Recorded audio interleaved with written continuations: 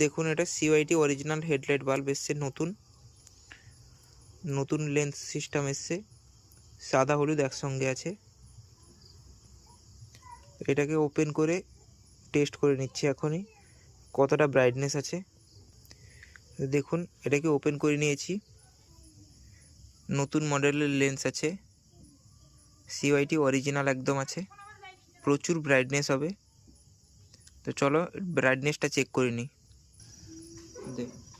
কইবার তো দেখো টেস্ট করছি, এটা আপারে ব্রাইটনেসটা কতটা আছে, সাদা সঙ্গে হলুদ আছে, এটা ডিপার আছে শুধু হলুদ।